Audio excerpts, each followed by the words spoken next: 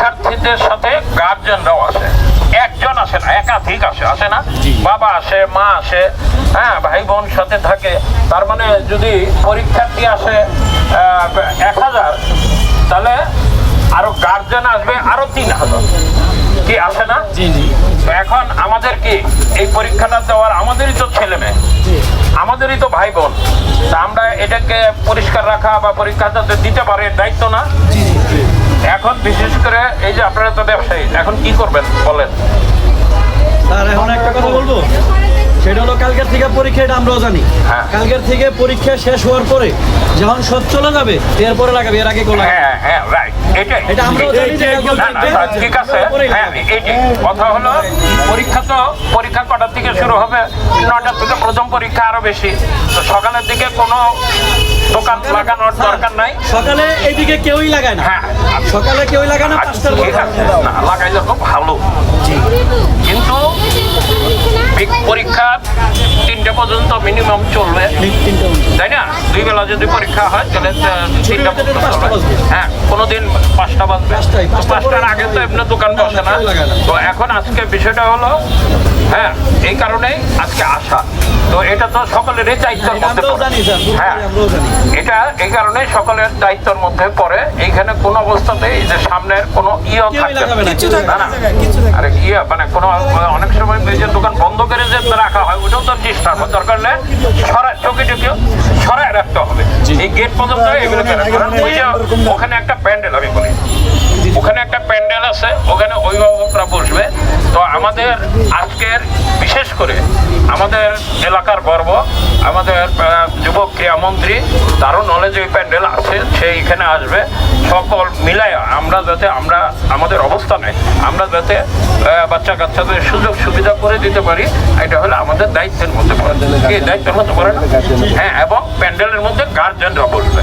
ওখানের মধ্যে আবার অনেকের তো আমাদের দোকান নাই, তাদের ওখানে বসে থাকলা, আবার সত্যিকারের যারা অভিভাবক আসবে, কি যারা অভিভাবক আসবে তাদের আবার ডিস্টার্ব হবে না, ওই প্যান্ডেলে অভিভাবক বসবে। ঠিক আছে, এটা বলার জন্যই মূলত আসা। তোমরা দায়িত্বশীল, দায়িত্ব পালন করবা, আমরা এটা আশা করি ইনশাআল্লাহ। ঠিক আছে, ইনশাআল্লাহ। আর আমরা কালকের থেকে এমনিতেই মনে করেন পরীক্ষা শেষ হওয়ার পরে গার্জিয়ানরা, ছাত্রীরা যখন চলে যাবে, 6টা হোক 7টা হোক, এরপরে লাগাবে, এর আগে। হ্যাঁ, এরপরে বসো। তারপরের বিষয়টা ওই যে দোকানপাট নিয়ে কি ব্যাপারে, ওই ব্যাপারে আমার এখন কোনো কথা নেই। ঠিক আছে, ঠিক আছে, ঠিক আছে, ওইটা নিয়ে আমার কোনো কথা নেই, যেহেতু পরীক্ষা।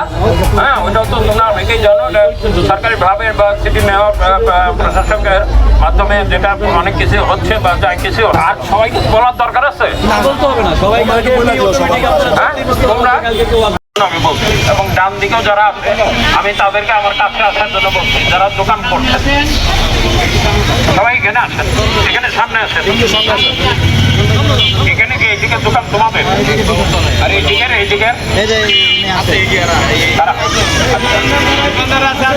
আজকে আমাকে চেনো, হ্যাঁ? আমার আজকে আসার উদ্দেশ্য হলো, আগামীকাল থেকে ম্যাট্রিক পরীক্ষা শুরু হবে, কি জানো এটা? হ্যাঁ, কালকে থেকে এসএসসি পরীক্ষা শুরু হতে যাচ্ছে, এবং এখানে প্রায় 30-40টা স্কুলের ছেলেরা তো না, মেয়েরা এখানে পরীক্ষা দিতে আসবে। ঠিক আছে, এবং যদি আমি জানি না আনুমানিক কথা, যদি 1000 ছেলে মেয়ে হয়, তাহলে গার্জেন হবে মিনিমাম 3000, আর বাবা মা ভাই বোন আছে না। এখন যদি এইভাবে যদি দোকান থাকে, তাহলে গার্জেন যারা আসবে বা বাচ্চারা যারা পরীক্ষা দিতে আসবে, ওদের কি অবস্থা হবে দেখতে পাচ্ছি। এখন কি করবো তোমরা বলো? কালকে থেকে বিষয়টা হচ্ছে পরীক্ষা মানে সকাল থেকে তো শুরু হয়। প্রথম পরীক্ষা মনে করেন 9টার থেকে শুরু হবে।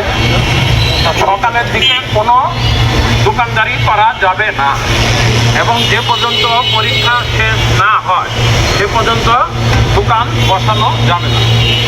ঠিক আছে, পরীক্ষা শেষের পরে যখন ছাত্রছাত্রীরা বেরিয়ে চলে যাবে, তারপরে তোমরা বসো। আমার কোনো গার্জেনদের বসার একটা জায়গা আছে, ওখানেও যদি তোমাদের দোকানে কোনো ওই যে কি বলে দোকান বন্ধ কিন্তু ভ্যান ট্যান থাকে, এটাও তো একটা অসুবিধা। ভ্যান ট্যানও থাকবে না, সরাই নিয়ে যাবা, দরকার হলে হ্যাঁ।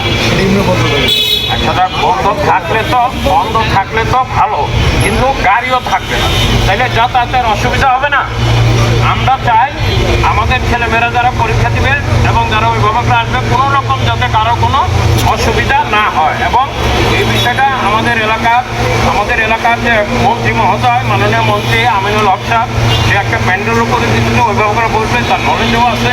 সকল কিছু মিলে আমাদের এলাকায় আছে, আমরা সকলে সহযোগিতা করলে হয়তো পরীক্ষা যারা দিবে তারা স্বাচ্ছন্দ্য করবে, এটা ভালো থাকবে। ঠিক আছে না?